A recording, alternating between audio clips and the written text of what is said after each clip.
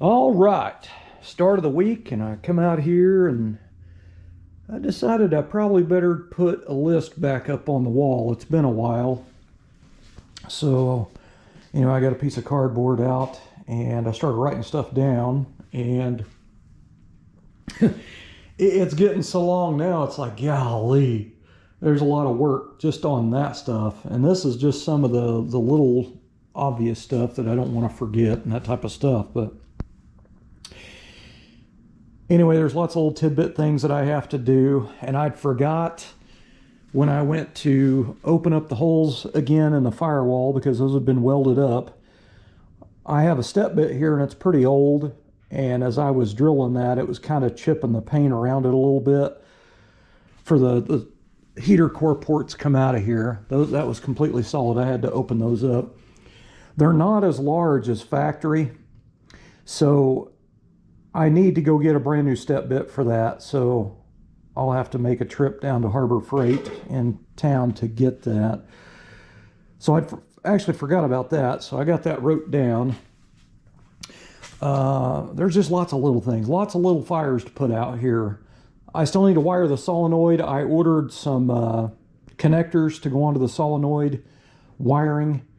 I've got to hook up the main power wire for the harness to the solenoid, and also the start part of the solenoid, the purple wire to the solenoid. Anyway, I ordered some connectors, and it looks like they're supposed to be here tomorrow, doing the tracking anyway. So one of the other things that I don't have is a fitting for the intake here. Steve had just an old crappy fitting in his old intake. I've got his old intake over there. But anyway, there was a plug in that, and there's nothing nice to put on here, and it needs to be a 90 degree. Now I've got this fitting here. This came with his water pump, thank goodness.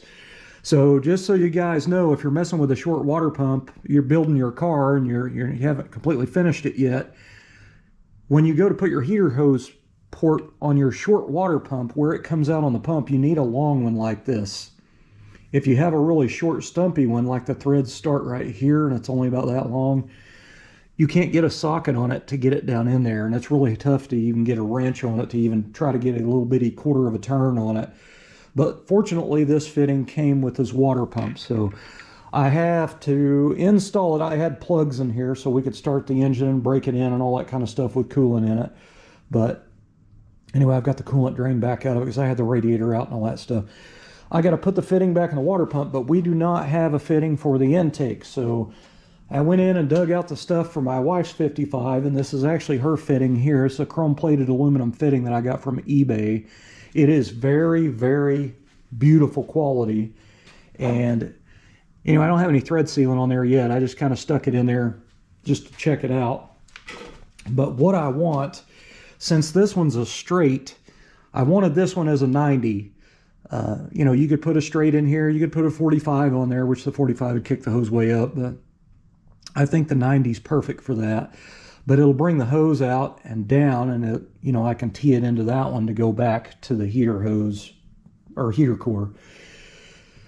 So I went back into eBay, and I had to go back in my purchase history on eBay quite a few pages till I found that, because I bought that like in 2022 maybe or something like that. So anyway, that fitting was $18.67 for the one fitting, but it is chrome plated and it is very, very nice. So I went ahead and bought it. So I'm going to go ahead and install this one so I can get further ahead on this deal. I want to get the front clip sheet metal hung on this car. There's all kinds of little things I got to do. I want to open up the holes on that, obviously. I would like to test fit the heater box and all the parts with the firewall pad and everything, and possibly trim down them studs even further so I can put acorn nuts on there. I think it'd look really nice with acorn nuts on the firewall where the studs come out for the heater box and the blower motor housing, because I put acorn nuts, stainless ones, on the brake booster to the firewall. So that just kind of tie in. And let's face it, nobody wants to see studs hanging out of a firewall or pretty much anything. So I think acorn nuts is a really, really trick thing to do especially for detail. Now, I don't know if I have any 1/4 by 20 acorn nuts. I'm gonna have to look. Probably gonna have to buy a set, but I need 5 total because there's 3 on that and 2 on the heater box. But they won't be that expensive. They probably have them down at my local Lowe's, so if I go downtown anytime soon, I'll swing in there and get some. I also need to have Steve pick up some heater hose brackets, and those are the ones I'm talking about. They're oval shaped and they got 2 holes in them for both heater hoses, and they're split in the middle. It's a 2-piece with an Allen bolt in it, and they basically hold your hoses together, and they look really, really trick, man. I've got them on my hard top. I've got 3 on mine, and the one back here, which you'll have to kind of use your imagination, the inner fender comes in here, and there's a hole in the inner fender that a factory bracket went to that the heater hose slipped on. So what I did was I used a longer bolt, and I used one of those oval aluminum clamps and put it on the factory hole with a longer bolt through the inner fender. So the heater hoses are actually bolted on that. You can't see the hardware on it. I think that's cool. And then the other 2 are just to hold it in shape.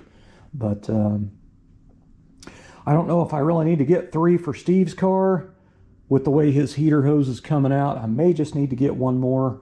Those things are pretty expensive, but I'm going to look around on Amazon later and see if there's an off-brand company that maybe makes a set or something. The ones on my car are Billet Specialties, and I want to say they were like 20 bucks a piece. So I've got 60 bucks and 3 little stupid clamps. So anyway, it'll just look nice having them put together instead of using like a zip tie or something, you know. That just wouldn't look too custom. So over here, I run into a problem. So before, he just had a single carb spring, and it was like a hardware store special. And when I hooked it on the carb and hooked it to the little chrome bracket up here, it's too loose, like it's too sloppy. And I really wanted to put a double carb spring on there. So I had him order this stainless one, and I buffed this on the buffing wheel. The problem is they're kind of short. So when I stretched that out to go up here to this, the throttle's too tight. So I've run into another issue with this deal. I looked around at some different brackets, and there's nothing really. I kind of need to make my own to make this, you know, I'll tailor it to fit the car. So this is kind of what I come up with is this deal here. This is the template for it. So I'll have to drill a hole in it, and the intake bolt will bolt into there, but that'll come up there about like that, and it basically kicks it back to where this is not going to be, it's tight enough that, you know, the carb stays forward, but it's not too tight that once you're in open throttle, you don't have to like put 40 pounds of pressure on your gas pedal, you know what I mean? But anyway, I don't want to do this out of regular steel because I'll have to paint it, and I don't really want to put anything, I don't want to put like a black bracket there. The theme on this car is it has a lot of bolt-on chrome stuff, so I kind of want to obviously keep that going with something shiny. So I looked around over on my shelf, and I don't have any stainless or aluminum that I can use to make this out of. And what I did find is this here. This is a stainless steel battery box that somebody had custom made.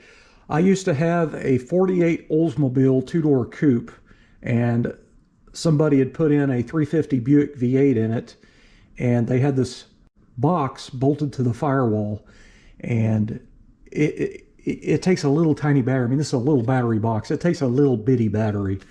So I always use bigger batteries, you know, lots of cold cranking amps, so it has never fit anything for me.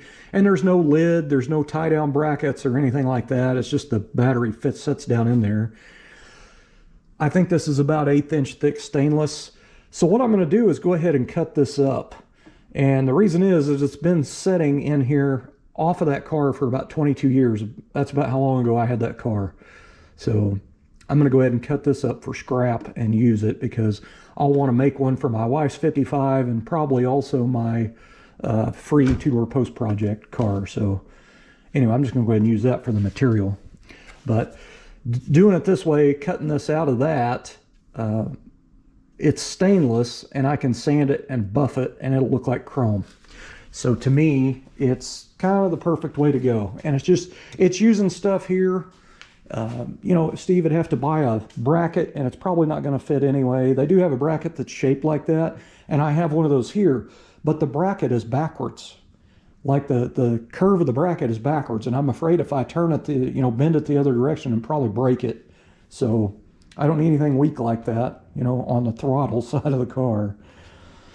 But man, lots and lots of stuff to do.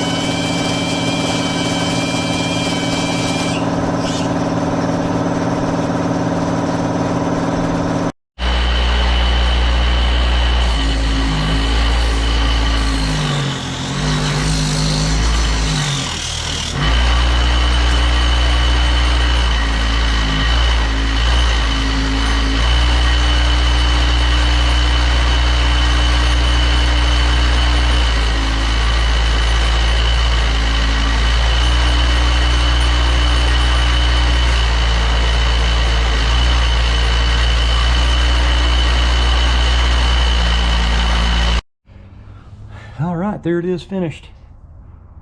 Looks like a little piece of a mirror right there. So with the carb spring polished and that homemade stainless throttle bracket, it looks pretty awesome, man. I've got it in line with the carb linkage, so it looks really, really slick. It actually looks like it was bought from the store, you know what I mean, but it's not. I think it's pretty awesome. This is what was on it. Look at this cheesy, and the chrome's not even that great on it. So, no bueno. Bueno. Thanks for watching.